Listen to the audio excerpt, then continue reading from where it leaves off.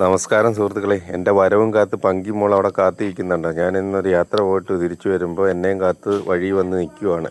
എന്നെയും വിളിച്ചുകൊണ്ട് വീട്ടിലോട്ട് നോക്ക്. ഞാൻ പറഞ്ഞില്ലേ, രാവിലെ ഞാൻ ഇറങ്ങിക്കഴിഞ്ഞാൽ അവളും അങ്ങ് ഇറങ്ങും. അവൾ പിന്നെ വീട്ടിൽ ഇരിക്കത്തില്ല. അതാ എന്നെ കണ്ട സന്തോഷം കണ്ടോ, സന്തോഷം കൊണ്ടുള്ള തുള്ളിച്ചാട്ടം കണ്ടോ. സൈറ്റിലോട്ടങ്ങ് പോകണമെന്നാണ് പറയുന്നുണ്ട്. വീട്ടിലോട്ട് വിളിച്ചിട്ട് അവൾ വരുന്നില്ല. നേരെ സൈറ്റിലോട്ട് പോകണമെന്നും പറഞ്ഞുകൊണ്ട് ആ വഴിയിൽ പോയി നിൽക്കുക. ആ വീട് വെച്ചെടുത്തോട്ട് പോകണം. അതാണ് അവൾക്ക് ആകെ ഉള്ള ഒരു ഇതെന്ന് പറഞ്ഞാൽ അവിടോട്ട് പോകണം ഏത് സമയമായാലും. അല്ലാതൊന്നുമല്ല. ഞാൻ വന്ന ഉടനെ എന്നെ അതുകൊണ്ട് അവിടെ പോയി നിൽക്കും. ഇങ്ങോട്ട് വിളിക്കുന്നുണ്ട് ഞാൻ. അവൾ വല്ലതും കഴിക്കാൻ വേണ്ടി വിളിക്കുക. പക്ഷേ അവൾ വരാൻ തയ്യാറാകുന്നില്ല. അവൾ അങ്ങോട്ടങ്ങ് പോവുക, അങ്ങോട്ടങ്ങ് ഓടുക. വേണ്ട, അവിടെ പോയി നിന്നിട്ട് വാ എന്ന് പറഞ്ഞ് എന്നെ വിളിക്കുക അങ്ങോട്ട്. നോക്ക്, എന്നെ വിളിക്കുക അങ്ങോട്ട് പോകാൻ വേണ്ടി. ഞാൻ എൻ്റെ സംസാരം കേട്ടപ്പോൾ എൻ്റെ ടൈഗർ മോൻ വന്ന് നോക്ക്.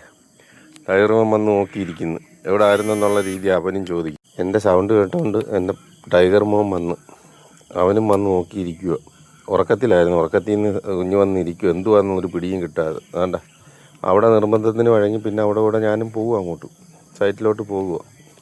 കൊണ്ടുപോയിരിക്കാൻ പറ്റത്തില്ലല്ലോ, പിന്നെ അത് മതി ഇന്നത്തേക്ക്. വേണ്ട, അവിടെ കൂടെ ഞാനും പോവുക. അവളെ അങ്ങോട്ട് കൊണ്ടുപോയാലേ പറ്റത്തുള്ളൂ. രാവിലെ തൊട്ട് വീട്ടിൽ കയറിയിട്ടില്ല. ഈ നിമിഷം വരെ കയറാതെ കറങ്ങി നടക്കുമായിരുന്നു. എന്നിട്ടും എന്നെ കണ്ടിട്ട് വീട്ടിലോട്ടല്ല കയറിയത്. അവൾ നേരെ ആ വീട് പണിഞ്ഞെടുത്തോട്ട് പോകണമെന്നും പറഞ്ഞാണ് വരുന്നത്. ഞാൻ പിന്നെ അവൾ നിർബന്ധിച്ച് പറയുമ്പോൾ പിന്നെ കൊണ്ടുപോയിരിക്കാൻ പറ്റത്തില്ലല്ലോ. പിന്നെ വേണമെങ്കിൽ പിണങ്ങി അങ്ങ് കിടക്കും. പിന്നെ ഒന്നും കഴിക്കത്തുമില്ല. അതുകൊണ്ട് ഞാൻ വിചാരിച്ചെന്നാൽ അവിടെ കൂടെ പോയിട്ട് വരാമെന്ന് വിചാരിച്ച് ഞാനും അവളെയും കൊണ്ട് പോവുക അങ്ങോട്ട്. വീട് പണിഞ്ഞെടുത്തോട്ട് പോവുക. അവൾക്ക് അവിടെ ചെല്ലുമ്പോൾ സ്വർഗ്ഗം ഏതാണ്ട് കിട്ടുന്ന പോലെ. ഇവിടെ നമ്മുടെ വീട്ടിൽ കിടന്ന അവൾക്ക് അതേപോലെ ഒന്നും സുഖമില്ല. അവിടെ ആകുമ്പോഴാണ് ഏതാണ്ട് കിട്ടുന്നത്. അതുകൊണ്ട് ഇവിടെ കൊണ്ടുവന്നു അവിടെ കയറി കതവ് തുറന്ന് കിടക്കും. ആരാ എൻ്റെ വീട്ടിൽ കയറി എന്നുള്ള ലക്ഷണത്തിലാണ് അവൾ അകത്തോട്ടൊക്കെ നോക്കുന്നത്. അകത്തോട്ടൊക്കെ നോക്കിയിട്ട് വന്ന് അവിടെ എല്ലാം മണമൊക്കെ പിടിക്കുന്നുണ്ട്.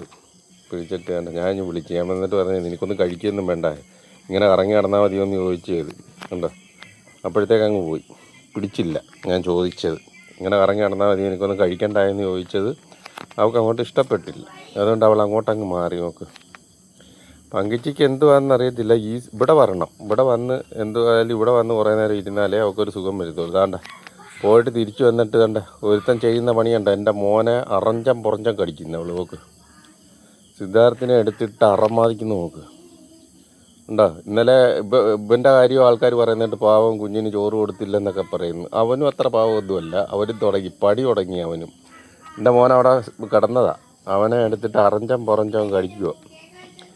നോക്ക്, അങ്ങനെയുണ്ട്. അവനും അങ്ങ് ആക്റ്റീവായെന്നുള്ളതാണ്. നല്ല കഷ്ണം നോക്കി അവൻ കടിച്ചെടുക്കുന്നത്. നമ്മുടെ കാലൊക്കെ കിട്ടിക്കഴിഞ്ഞാൽ അന്നേരം അവൻ അങ്ങ് കടിച്ചങ്ങ് എടുക്കുക. ഇല്ല, സൂചി മോനെ പോലത്തെ പല്ല നല്ലപോലെ നോവുകയും ചെയ്യും. സിദ്ധാർത്ഥനെ ചെയ്യുന്ന പണി നോക്കിയേ. കണ്ടോണ്ടിരിക്കാൻ എന്തുവായാലും ഈ കുരുന്നുകളുടെ കുരുത്തക്കേടുകൾ. ടൈഗർ മോൻ പണി അങ്ങ് തുടങ്ങി. അവൻ നല്ലപോലെ നോക്കുകയും ചെയ്യും. നല്ലതുപോലെ അവൻ കടിക്കാനുള്ള പരിപാടി നോക്ക്. കയറി ഇന്നൊക്കെയാണ് കടിക്കുന്നത് നേർക്കനെ.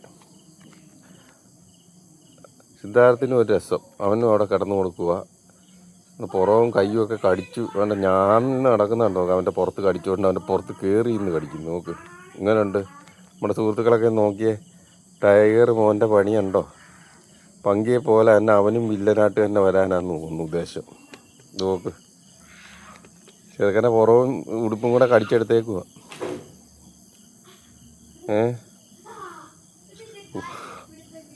രണ്ടെണ്ണത്തിൻ്റെയും കാര്യം കൊണ്ട് ഞാൻ തോറ്റിരിക്കുക. ഞാൻ പറയുന്നുണ്ട് അവനെ കണ്ണിലെ മോന്തയ്ക്കൊക്കെ വെച്ച് ചാടി കയറി കടിക്കുമെന്ന്. എന്നിട്ട് സിദ്ധാർത്ഥം അത് കേൾക്കാൻ തയ്യാറാകാതെ അവിടെ തന്നെ കടന്നു കൊടുക്കുക. അവൻ ചാടി പിടിക്കുന്നുണ്ട്. നോക്ക്, കുരുത്തക്കേട് കണ്ടോ. അവൻ്റെ പല്ല് ഉരുക്കുന്നതനുസരിച്ച് ഇനി കടി ഇങ്ങനെ കൂടിക്കൊണ്ടേ വരും. ഇന്നലെ വെളുപ്പാങ്കാലത്ത് അവൻ കയറി വന്ന് എൻ്റെ മുടിയെല്ലാം കടിച്ച് പറിച്ച് പിന്നെ ഞാൻ പിടിച്ച് അവിടെ അടുപ്പിച്ച് കിടത്തി പുതപ്പിട്ട് മൂടി അവിടെ കിടത്തിയിരുന്നു. അങ്ങനെ കിടക്കത്തൊന്നുമില്ല അവൻ. ഒരു 5 മണിയാകുമ്പോൾ അവൻ പണി തുടങ്ങും. അതുവരെ അനങ്ങാതൊക്കെ കിടക്കുക. അത് കഴിയുമ്പോൾ അവൻ പണിയും തുടങ്ങും. പിന്നെ നമ്മളെ ഉറക്കത്തില്ല അവൻ. ടൈഗർ മോൻ്റെ വിശേഷം കണ്ട. പങ്കിച്ചിയുടെ പണി കണ്ട. ഞാൻ രാവിലെ പോയതാണ്. നമ്മുടെ സുഹൃത്തുക്കളൊക്കെ മെസ്സേജ് ഇട്ട് ചോദിച്ചു പങ്കിച്ചി എന്ത് ചെയ്യുന്നു. ഞാൻ രാവിലെ അല്ല സൈറ്റിലോട്ട് പൊക്കോളാൻ പറഞ്ഞു. അവിടെ ഇവിടെ കിടക്കത്തില്ലെന്ന് എനിക്കറിയാം. ഞാൻ പറഞ്ഞു, നീ അവിടെ പോയി കിടന്നോളാൻ പറഞ്ഞു. അവിടെ പോയി കിടന്നിട്ട് എന്നെ തിരക്കി വന്നോന്നറിയാൻ ഇവിടെ വന്നതാണ്. അപ്പം ഞാൻ വരുമ്പോൾ എന്നെ വഴി കണ്ട് എന്നെ വിളിച്ചുകൊണ്ടാണ് അവൾ ഇങ്ങോട്ട് വന്നത്. വന്ന ഉടനെ എന്നെ വീട്ടിലോട്ട് കയറുന്നൊന്നുമില്ല. നേരെ സൈഡിലോട്ട് പോകാൻ വേണ്ടി എന്നെ നിർബന്ധിച്ച് വിളിച്ചുകൊണ്ട് പോയുണ്ടോ. അപ്പോൾ ഇതാണ് ഇവിടെ നടന്നുകൊണ്ടിരിക്കുന്നത് പങ്കിച്ചിയുടെ കാര്യം. എന്നിട്ട് ചെറുക്കനെ അറഞ്ചം പുറഞ്ചം കടിക്കുന്നു, അവൾ കിടന്നങ്ങ് കടിക്കുന്നു നോക്ക്. അപ്പോൾ നമ്മുടെ സുഹൃത്തുക്കളൊക്കെ പങ്കിയുടെയും ധോണിൻ്റെയൊക്കെ വിശേഷങ്ങൾ തുറക്കുന്നുണ്ട്. അതൊരു ഭയങ്കര സന്തോഷം. എല്ലാവരും നമ്മളെ ചേർത്ത് പിടിക്കുന്നതിൽ വളരെ സന്തോഷം. എല്ലാവർക്കും വീണ്ടും ഒരു നല്ല ദിവസം നേരുന്നു. വീണ്ടും രണ്ടുപേരുടെയും വിശേഷങ്ങൾ